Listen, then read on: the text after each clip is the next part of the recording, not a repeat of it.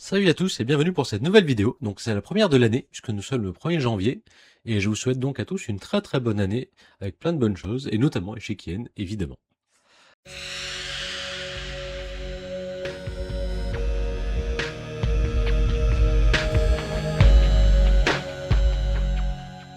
Donc aujourd'hui la partie que nous allons regarder est une partie de grands champions puisque les blancs c'est Alexander Alekhine, champion du monde, on est en 1941. Donc il va jouer contre un adversaire qui n'est pas connu, qui s'appelle Suppico. Et cette partie est particulière dans le sens où Alekhine a joué à l'aveugle.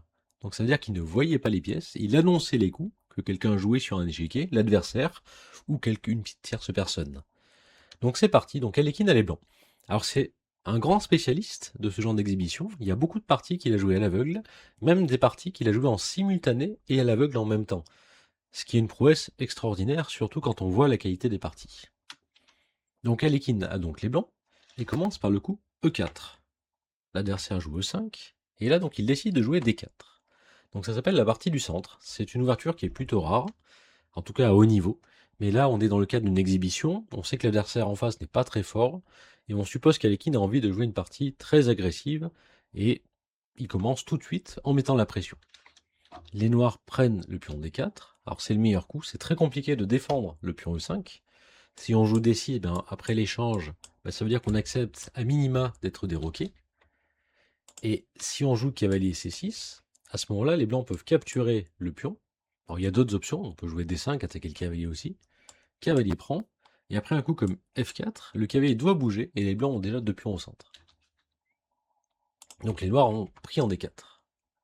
Alors le coup principal, c'est Dame prend D4, qui n'est pas la partie. Par exemple, cavalier C6, on essaie de profiter du mauvais placement de la dame pour gagner du temps en se développant. Et là, Dame E3. Et il y a encore beaucoup de théories à partir d'ici. Il faut savoir que les noirs vont se développer très rapidement et faire le petit roc. Les blancs, eux, vont faire le grand roc. Et très souvent, un petit peu plus tard, les blancs vont sacrifier le pion E4 et la partie va être incertaine. Alors si les noirs sont bien préparés, il n'y a pas de souci, mais c'est une ouverture qui est dangereuse. Donc dans la partie, Alekhine n'a pas du tout joué ça, il a fait C3. Donc l'idée, c'est de gambiter, donc donner un pion ici, pour essayer d'accélérer le développement et d'avoir un meilleur jeu au centre. Les noirs ont décidé de prendre en C3, ce qui est naturel, mais pas obligatoire. Là, il était possible de jouer cavalier F6, par exemple, contre-attaquer au centre, par exemple là aussi, et en cas de E5, cavalier D5.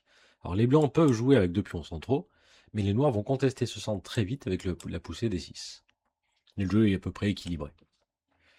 Donc à la place, les noirs ont préféré relever le défi et capturer en C3. Alekhine a repris en C3, ce qui est naturel. Alors, à noter ici que vous avez une autre ouverture qui est très intéressante et qui commence par fou C4. Donc le gambit nordique. L'idée c'est de donner un deuxième pion. Alors les noirs ne sont pas obligés de l'accepter, mais en échange du deuxième pion, les blancs obtiennent une paire de fous très dangereuse. Alors là on peut jouer plein de coups, on peut jouer fou B4 échec, on peut jouer cavalier F6. Mais si cette position vous arrive avec les noirs et que vous ne savez pas trop comment gérer l'attaque, je vous conseille de rendre un petit peu de matériel et de jouer D5. Donc D5, l'idée, c'est de permettre au fou de se développer, d'activer un petit peu la dame, et si les blancs prennent du pion, à ce moment-là, ça fera un des deux fous qui sera bloqué. Alors les noirs n'auront plus qu'un seul pion d'avance, mais en échange, moins de danger, puisque un seul fou à surveiller. Si les blancs viennent à prendre avec le fou, ce qui est le coup principal, et bien là, l'astuce, c'est de jouer le coup cavalier F6. Et en jouant cavalier F6, on attaque le fou, qui a du mal à bouger, puisque la dame noire pourrait venir échanger en D1 et stopper l'attaque. Et si les blancs jouent fou prend F7, un coup à ne clairement pas sous-estimer, et bien les noirs s'en sortent quand même. Alors là, vous voyez, en jouant fou prend F7, mon idée c'est de dévier le roi en F7 et de capturer la dame qui n'est pas protégée. Mais ici, c'est pas grave, puisque le vis-à-vis tour-dame permet de récupérer donc la dame blanche en jouant fou B4 échec. Les blancs reculent pour récupérer le fou, pas perdre la dame sèche. Fou prend, cavalier prend. Et si on s'arrête ici, eh bien on a une position égalité matérielle, où les blancs ont un fort centre de pions, et les noirs ont une majorité de pions à l'aile dame avec des chances partagées. Donc revenons à la partie. Donc il n'y a pas eu ça, Alekhine a choisi de reprendre en C3 avec le cavalier. Fou B4, un bon coup, les noirs se développent, ils clouent le cavalier qui est bien placé, fou C4, et là les noirs ont choisi de jouer le coup Dame 7. Alors Dame 7 c'est un coup à double tranchant, c'est pas mauvais, mais tout dépend de la suite. Parce que si vous jouez Dame 7, le problème c'est que vous ne développez pas d'autres pièces. Alors c'est vrai, vous créez une menace sur le pion E4. Mais si vous ne le prenez pas, bien vous aurez juste placé la dame sur une case un petit peu délicate, notamment à cause d'un éventuel fou des cavaliers D5 plus tard.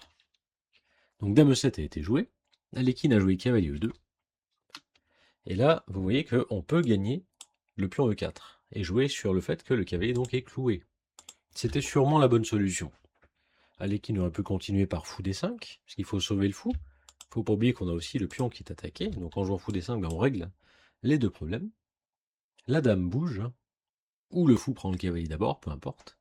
Et on se rend compte que les blancs, pour deux pions sacrifiés, ont quand même des pièces très actives. Au prochain coup, on va roquer, amener la tour sur la colonne E, et essayer de faire pression sur le roi. Mais c'était jouable. À la place de ça, les noirs ont choisi cavalier F6. Et ça, c'est un petit peu dommage, parce que cavalier F6, c'est un coup qu'on pouvait jouer avant. Donc pourquoi avoir perdu du temps à bouger la dame si c'est pour ne pas prendre le pion? Et c'est le début des ennuis. Les blancs ont joué petit roc, les noirs en ont fait de même. Et là, le coup d'Alekhine est très très simple, mais efficace, et c'est fou G5. Donc, on crée un clouage sur le cavalier, et souvenez-vous du cavalier C3 qui peut toujours venir en D5. Et comme on a joué cavalier E2, on ne craint pas la prise en C3, puisqu'on va tout simplement reprendre du cavalier, et créer encore une fois cette menace de cavalier D5. Donc dans cette situation, ce qu'auraient dû faire les noirs, c'est le coup C6. Mais là, on va s'arrêter un petit peu et on va regarder la position, on va l'analyser. Donc les noirs ont un pion de plus, c'est un fait, et ça, c'est depuis le début. Maintenant, le problème, en ayant joué C6, c'est qu'on a bloqué le cavalier. Qui dit bloquer le cavalier, dit bloquer la tour qui est derrière. Le fou a du mal à sortir également. Donc on a tout un panel de pièces qui ne peut pas bouger pour le moment. Tout ça pour un seul pion. Et ça, c'est compliqué.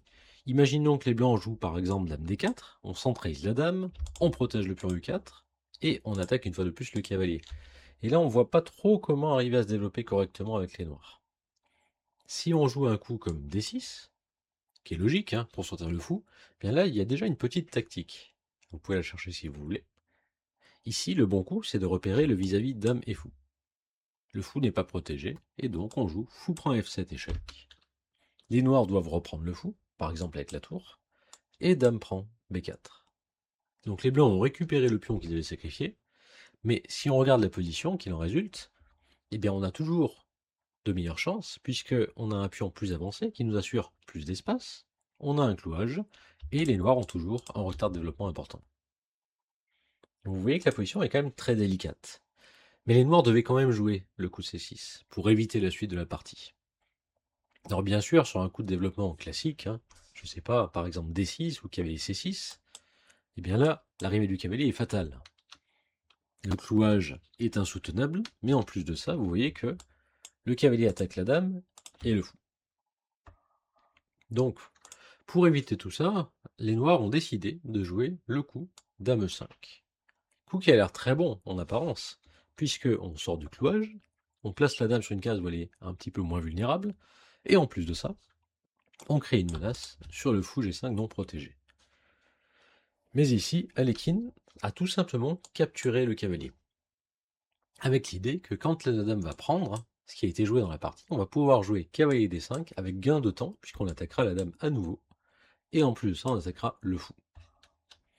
Alors les noirs auraient pu tenter de prendre avec le pion. Mais le problème, c'est que là, on a un roi qui est très affaibli. Et après un coup comme cavalier D5, mais on est toujours embêté, puisqu'on doit sauver notre fou. On est menacé aussi en C7 et en F6. Si par exemple le fou va sur la case C5, eh bien, il suffira de décaler le roi pour déclouer le pion F, et puis après jouer F4. Et on va voir que la dame aura beaucoup de mal à défendre, et C7 et F6. Si maintenant le fou va en D6 tout de suite, alors l'idée est très bonne, puisqu'on protège C7 une fois de plus, on crée une batterie dame fou et on menace mat. Mais là, j'ai tout simplement F4, la dame doit bouger, et elle ne pourra pas défendre correctement la position. Par exemple, si elle va sur la case E6, je peux jouer cavalier D4 et continuer à augmenter la pression. J'attaque la dame, j'attaque le pion F6, et je peux sauter aussi en F5.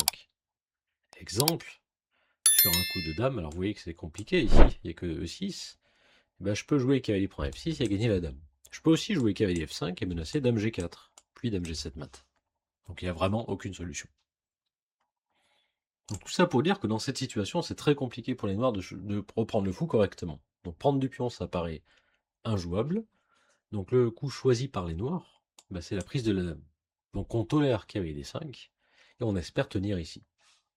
Donc ce qu'il va falloir faire, c'est trouver une case pour la dame, qui va nous permettre aussi de défendre le fou. Alors la première case, c'est la case B2. On gagne un pion et on défend le fou.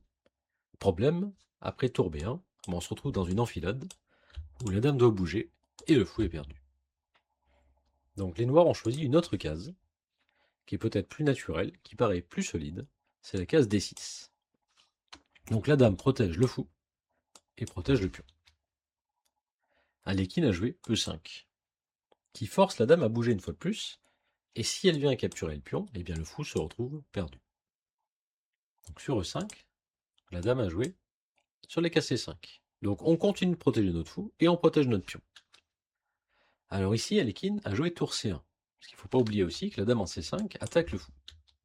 L'ordinateur préfère A3, avec l'idée que si la dame prend le fou, on va jouer tour C1, donc attaque la dame noire, qui doit bouger.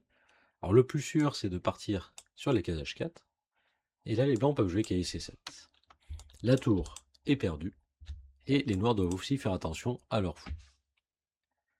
Donc ça c'était possible, et ça a gagné. Bon, le coup d'Alekhine est très bon aussi.